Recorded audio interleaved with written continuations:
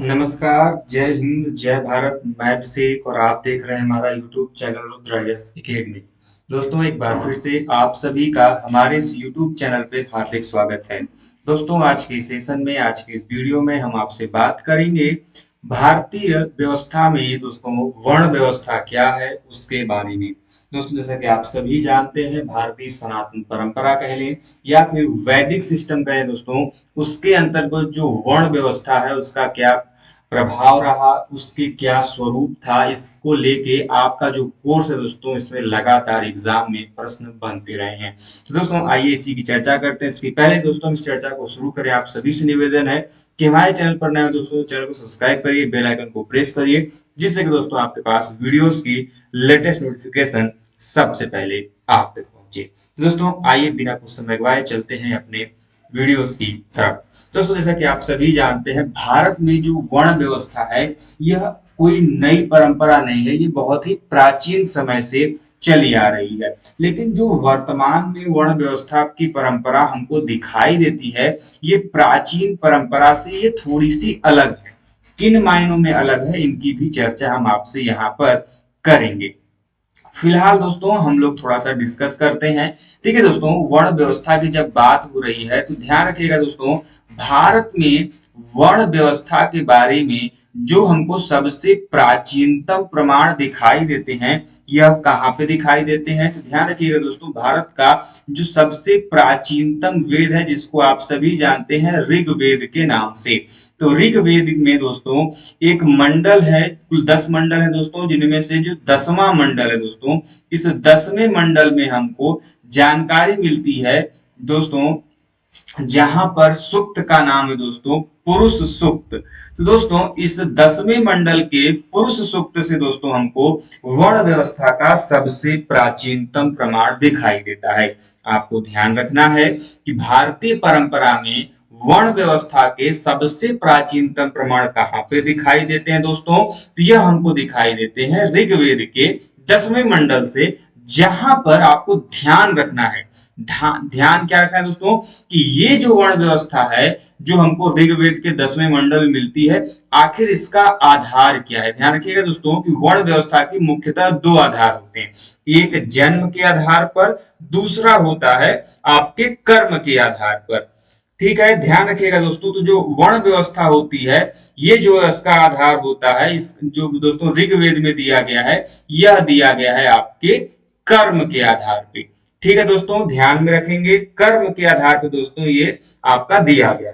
अब देखिए दोस्तों, प्राचीन भारतीय समाज को उनके कर्मों के आधार पर चार भागों में विभाजित किया गया था। तो यहाँ पे जो बात हो रही है, ये प्राचीन मतलब ऋग्वैदिक काल की बात की जा रही है, और यही जो चार भाग हैं दोस्तों, यही वर्ण व्यवस्था के नाम से जाने जाते हैं।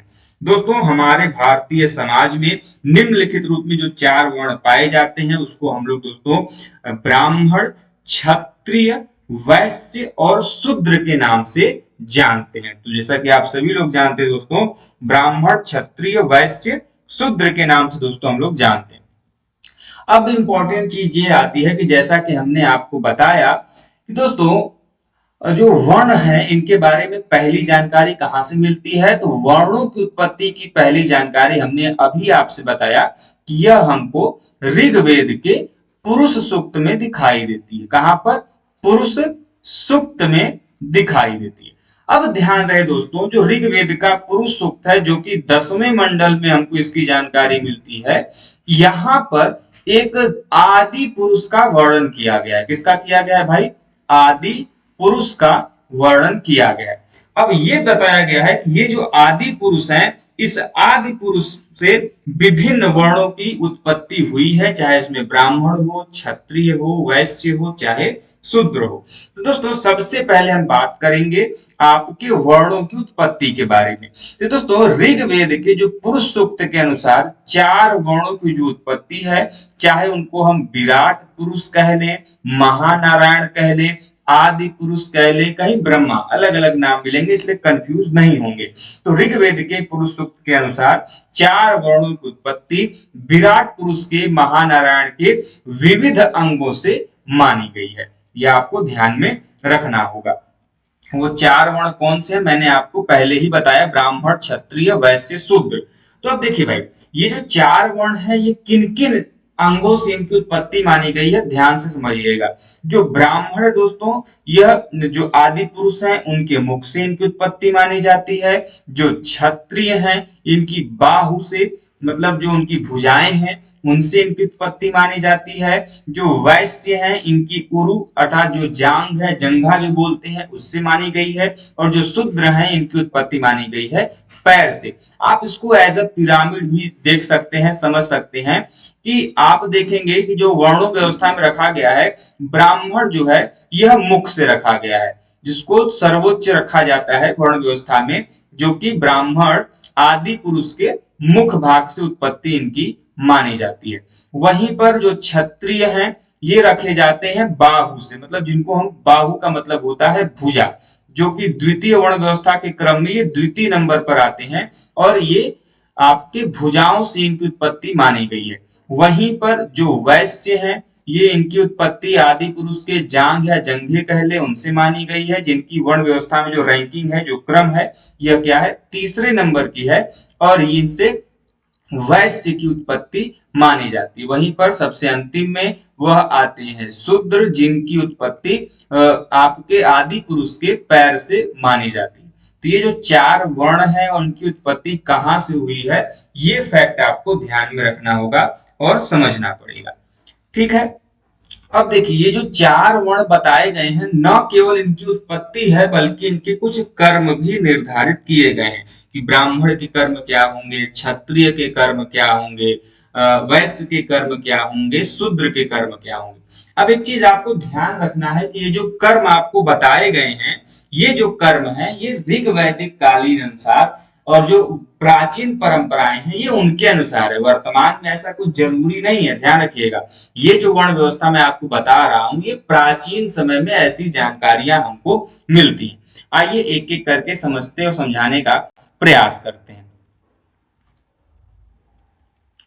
देखिए भाई, जो ब्राह्मण है इसका कर्म है शिक्षक के रूप में कार्य करना, अर्थात शिक्षा देना। क्या करना? शिक्षा देना, शिक्षक के रूप में कार्य करना। जो क्षत्रिय धर्म है, क्षत्रिय जो वर्ण है, ऐसा मान्यता था पहले कि ये रक्षक के रूप में कार्य करते थे, अर्थात इनका कार्य था रक्षा प्रदान करना, प्रजा को रक्षा प्रदान करना। जो वैश्य वर्ण माने जाते हैं ये माने जाते हैं पोषक के रूप में। पोषक का मतलब ये होता है पालन करने वाले। किस रूप में? पालन करने वाले, मतलब खेती बाड़ी करें, बाकी कार्य करें, जिससे कि जो बाकी जो वर्ण है, चाहे वो ब्राह्मण हो, क्षत्रिय हो, खुद वैश्य हो या शूद्र हो, ये उनको पालन करने का कार्य, मतलब पोषक के रूप में ये बाकी चीजों को उत्पादन करें और सभी वर्गों तक पहुंचाएं। वहीं पर शूद्र का कार्य था एक सेवक के रूप में। तो ये चार वर्ण है जिनके कर्म निर्धारित किए गए थे। अब एक चीज ध्यान रखिएगा, जैसा कि मैंने बताया कि जो पहली वर्ण व्यवस्था थी, ध्यान रहे दो चीजें हैं। जो पहले वर्ण व्यवस्था थी प्रारंभ में, ये प्रारंभ में कर्म पर आधारित थी, और जो वर्तमान समय में है, आपसे एग्जाम में पूछा जाता है कि वर्तमान समय में क्या है भाई, तो ये जन्म पर आधारित है। इसका अंतर क्या है कि कर्म पर आधारित और जन्म पर आधारित, समझने की कोशिश करिएगा। जैसे एग्जाम्पल समझाना मैं चाहूंगा कि मान लीजिए कि मैं अभी पढ़ा रहा हूं, मेरा काम एज ए शिक्षक है। यदि मैं इसके हिसाब से देखूं, कर्म के हिसाब से, तो शिक्षक कौन हो सकता है? ब्राह्मण हो सकता है। मतलब वह व्यक्ति जो शिक्षण का कार्य करे, कोई भी हो, कोई भी व्यक्ति हो, ये निर्धारित नहीं है कि आप कुछ किसी भी वर्ण के हो। यदि आप शिक्षण का कार्य प्रारंभ करते हैं, इसके अनुसार कर्म यदि आपका शिक्षण का है तो आप ब्राह्मण माने जाएंगे, तो कर्म के आधार पर। लेकिन ध्यान रहे, लेकिन मेरा कल को लड़का हो और वो किसी अन्य कार्य, वो रक्षा का कार्य करने लगे, तो वो क्षत्रिय वर्ण का माना जाएगा। ये होता है कर्म के आधार पर वर्ण व्यवस्था। वहीं पर जो वर्तमान समय में है कि यदि मैं ब्राह्मण हूं तो मेरा लड़का ब्राह्मण होगा, उसका लड़का ब्राह्मण होगा, या फिर मैं क्षत्रिय हूं तो मेरा क्षत्रिय, उसका लड़का क्षत्रिय। तो ऐसे जो लेगेसी चलती है ये जन्म के आधार पर, और वर्तमान में जो वर्ण व्यवस्था है ये जन्म के आधार पर मानी जाती है, जो कि आपको ध्यान में रखना होगा। आगे चलते हैं कि वर्ण व्यवस्था का मूल आधार क्या है। दोस्तों भारतीय जो समाज है वर्तमान में वर्ण व्यवस्था जो है यह किस आधार पर दोस्तों जन्म आधारित हो गई है, लेकिन प्राचीन भारतीय समाज में जो वर्ण व्यवस्था का मूल आधार था यह कर्म को माना गया था, अर्थात व्यक्ति जैसा कर्म करता था उसी के अनुसार उसके कर्म के वर्ण का भी निर्धारण किया जाता है। जैसा कि मैंने बताया ही आपको कि हमारे जो वर्ण हैं वो हमारे कर्म के आधार पर निर्धारित होते थे, जिसकी चर्चा हमने आपसे किया है। अब एक शब्द आता है द्विज। द्विज किसे कहते हैं?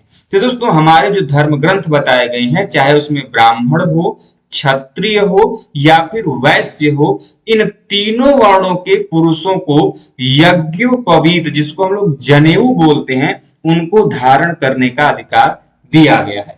तो वह वर्ण जो कि यज्ञोपवीत या फिर जनेऊ धारण कर सकते थे, तो यही व्यक्ति जो है इनको अधिकार को द्विज के रूप में हम लोग जानते हैं।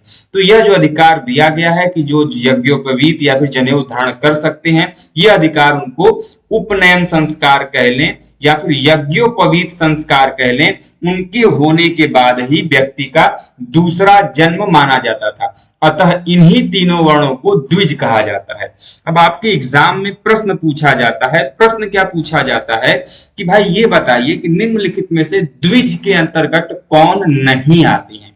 तो ध्यान रहे जो शूद्र हैं ये द्विज के अंतर्गत नहीं आते हैं, क्योंकि ऐसी मान्यता थी प्राचीन समय में कि जो शूद्र हैं ये जनेऊ धारण करने के अधिकारी नहीं होते। प्राचीन समय मान्यता थी, वर्तमान में कोई ऐसा प्रचलन नहीं है। वर्तमान में हमारे पास हमारा संविधान है, हमारे पास हमारा आर्टिकल 14 है, आर्टिकल 16, 15 एंड 17 है, जो कि इन सभी प्रावधानों को पूर्ण रूप से नकारता है और उनमें समानता का दृष्टि अपनाता है। तो इस चीज को ध्यान रखिएगा, प्राचीन समय में ऐसी मान्यता थी जो कि आपको ध्यान में रखना होगा। आइए चलते हैं एक एक करके वर्णों की जानकारी करते हैं। सबसे पहले हम बात करेंगे ब्राह्मण वर्ण की। जो ब्राह्मण वर्ण है दोस्तों, यह चारों वर्णों में सर्वश्रेष्ठ वर्ण माना गया है और इसकी उत्पत्ति जैसा कि मैंने पहले ही बताया आदि पुरुष के दोस्तों मुख से मानी जाती है कि ब्राह्मण वर्ण की उत्पत्ति आदि पुरुष के मुख से हुई है। मुख से ही हम क्या करते हैं, शिक्षा देते हैं, शिक्षण का कार्य करते हैं, इसीलिए इनकी उत्पत्ति मुख से मानी गई। अब किसको ब्राह्मण कहेंगे? वर्तमान समय में आप देखते हो कोई भी व्यक्ति ब्राह्मण अपने आप को बोलता है, लेकिन वास्तव में ब्राह्मण के लक्षण क्या है या फिर ब्राह्मण के कर्तव्य या फिर कार्य क्या है, ये आपको जानना चाहिए। तो ब्राह्मण के लक्षण क्या है भाई, ध्यान से समझिएगा।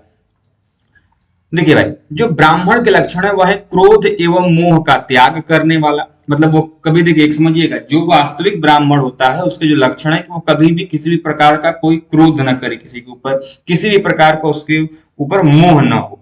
ठीक है, सदा सत्य बोलने वाला, अपने गुरुजनों या फिर जो बड़े हैं उनको संतुष्ट रखने वाला, हिंसा होने पर भी हिंसा न करने वाला, भले ही उसके साथ हिंसा हो रहा हो लेकिन फिर भी वह हिंसा न करे, वह अपने इंद्रियों को वश में रखे, जीतने वाला, धर्म का पालन करने वाला, सदा स्वाध्याय में रत रहने वाला, पवित्र आचरण करने वाला और यथाशक्ति दान देने वाला, ये सभी जो चीजें हैं यह ब्राह्मण के लक्षण के रूप में दिखाई गई। यदि ये कोई व्यक्ति है जिनके अंतर्गत ये सभी चीजें जो लक्षण है विद्यमान है, तो उसको एक ब्राह्मण के रूप में स्थापित किया जा सकता है। वहीं पर ब्राह्मण के कर्तव्य क्या है, कार्य क्या है, तो हमारा जो मनुस्मृति है, जो कि स्मृतियों में सबसे प्राचीन स्मृति मानी जाती है, मैंने आपको पहले ही बताया था कि जो स्मृतियां हैं वो कई प्रकार की हैं, जिसमें आपकी मनुस्मृति है, याज्ञवल्क्य स्मृति है, आपकी नारद स्मृति है, पराशर स्मृति है। ये जो स्मृतियां हैं इनमें कई प्रकार के स्मृतियों में अलग अलग जानकारी दी हुई है, जिनमें से जो मनुस्मृति है ये सबसे प्राचीन स्मृति के रूप में जानी जाती है। ध्यान रहे, तो इस मनुस्मृति ग्रंथ में दोस्तों ब्राह्मण के कई सारे जो कर्तव्य हैं वह बताए हैं। क्या क्या बताए गए हैं? सबसे पहले तो खुद पढ़ाई करना, पढ़ना और पढ़कर जो ज्ञान अर्जित किया है वो दूसरों को प्रदान करना अर्थात पढ़ाना, यज्ञ करना, यज्ञ को करवाना, दान देना, दान लेना। इन 6 कर्तव्यों में से निम्न जो 3 कर्म ब्राह्मण के बताए गए हैं वह ब्राह्मण की आजीविका के साधन माने गए, जिनमें से यज्ञ करवाना, पढ़ाना और दान लेना यह ब्राह्मणों के आजीविका के साधन के रूप में हमको बताए गए। तो ध्यान रहे दोस्तों, इसकी जानकारी आपको होनी चाहिए। ठीक है, तो हमने यहाँ पर ब्राह्मण धर्म से संबंधित जो उनके लक्षण थे, उनके जो कर्तव्य थे, हमने उनको समझने और जानने का प्रयास किया। अब हम बात करेंगे क्षत्रिय वर्ण के बारे में। क्षत्रिय वर्ण जो है यह चारों वर्णों में दूसरा श्रेष्ठ वर्ण माना गया है। पहली चीज, इस वर्ण की उत्पत्ति आदि पुरुष के जो महानारायण की भुजाएं हैं, जो बाहु है, वहां से मानी जाती है। अब इनके लक्षण क्या है भाई? तो मनुस्मृति जो ग्रंथ है उसके अनुसार क्षत्रिय जो वर्ण है इनके कुल 6 लक्षण बताए गए। कौन कौन से? तो प्रजा का पालन करने वाला, प्रजा का पालन करने वाला पहला। दूसरा, धर्म में उत्तम आस्था रखने वाला। तीसरा, गायों व ब्राह्मणों की रक्षा के लिए युद्ध करते हुए मोक्ष की गति को प्राप्त हो जाने वाला। ठीक है। और हम सब घायलों की रक्षा करने वाला, और स्वयं घायल होते हुए भी अन्य बेसहारा लोगों की रक्षा करने वाला, और स्त्रियों व साधुओं के प्रति क्षमा भाव रखने वाला। ये जो लक्षण बताए गए हैं यह किसके बताए गए हैं? यह बताए गए हैं आपके क्षत्रिय वर्णों की। आगे बढ़ते हैं दोस्तों। अब आते हैं वैश्य वर्ण के बारे में। वैश्य वर्ण क्या है भाई? वैश्य वर्ण के अनुसार, तो वैश्य वर्ण जैसा कि मैंने बताया कि रैंकिंग में आपको बताया था कि श्रेष्ठता कर्म के अनुसार यह जो वैश्य वर्ण है यह तीसरा वर्ण माना जाता है। और इस वर्ण की उत्पत्ति पुरुष महानारायण के जो दोनों जंघाओं है उनसे मानी जाती है। ठीक है। कर्तव्य क्या है भाई? तो वैश्य के निम्नलिखित 7 प्रमुख कर्तव्य माने गए, जिनमें से पशुओं की रक्षा करना, पशुपालन करना, दान देना, यज्ञ करवाना, अध्ययन करना, व्यापार करना, ब्याज का लेन देन करना, खेती करना, ये सभी जो आपके कर्तव्य हैं यह आपके वैश्य के बताए गए। और इन संसार में चारों वर्णों की उदरपूर्ति वैश्य के द्वारा ही की जाती है, जैसा कि मैंने आपको वीडियो की शुरुआत में ही बताया था। चाहे वो ब्राह्मण, क्षत्रिय, वैश्य हो या शूद्र हो, सभी के जो उदरपूर्ति है, मतलब खाने पीने का जो पोषण का कार्य वो किसके जिम्मे है? यह इसी वैश्य के वर्ण के जिम्मे है। और सबसे अंतिम आज जो हम बात करेंगे वर्ण की जानकारी, वह है शूद्र वर्ण के बारे में। यह जो वर्ण है यह निम्नलिखित चारों वर्णों में सबसे अंतिम वर्ण के रूप में आता है। मतलब जो 4 वर्ण हमने आपको ब्राह्मण, क्षत्रिय, वैश्य, शूद्र बताए, इनमें सबसे निम्न स्तर पर कह लें या फिर कह लें कि सबसे निचले स्तर पर यह वर्ण माना जाता है। इस वर्ण की उत्पत्ति विराट पुरुष के जो महानारायण के जो दोनों पैर हैं उनसे मानी जाती है। अब इनके कर्तव्य क्या है? तो इनके कर्तव्य जो इनमें से 3 द्विज हमने पहले ही बताया, जिसमें आपके ब्राह्मण, क्षत्रिय, वैश्य हैं, इनकी सेवा करना है शूद्र का प्रमुख कर्तव्य माना गया है। और धर्म ग्रंथों के अनुसार शूद्र को भिक्षाटन करने, हवन करने, व्रत या फिर उपवास रखने एवं गुरु के समीप बैठकर विद्या करने के अधिकार से वंचित किया गया। जब हम आपको संस्कार एवं पढ़ाएंगे तो उन सभी चीजों की चर्चा हम आपसे वहां पर एक बार पुनः करेंगे कि किन किन अधिकारों से शूद्रों को क्या किया गया है, रोका गया है। जो कि बाद में जब हमारा संविधान बना तो संविधान में इनके जो भी अधिकार थे वो सभी व्यक्तियों के समान स्थापित कराए गए, जो कि भारतीय संविधान की बहुत ही अच्छी पहल है और बहुत ही अच्छा समानता का जो अधिकार है यह स्थापित किया गया, जिसकी देन हम कह लें डॉक्टर भीमराव अंबेडकर साहब को जाती है। फिलहाल दोस्तों आज की इस वीडियो में हम लोगों ने ये जाना कि जो ये 4 वर्ण हैं इनके क्या अधिकार थे, क्या इन चीजें थी, हमने इनको समझने के बारे में कोशिश किया। उम्मीद करते हैं दोस्तों कि जो भी वीडियो थी आपको पसंद आई होगी, वीडियो इन्फॉर्मेशन वाली लगी होगी। तो वीडियो पसंद आई दोस्तों वीडियो को लाइक करिए, चैनल पर नए दोस्तों चैनल को सब्सक्राइब भी जरूर करिएगा। मिलते दोस्तों इसी प्रकार की वीडियोस के साथ नेक्स्ट वीडियो में। तब तक के लिए स्वस्थ रहिए, मस्त रहिए। जय हिंद, जय भारत, हर हर महादेव।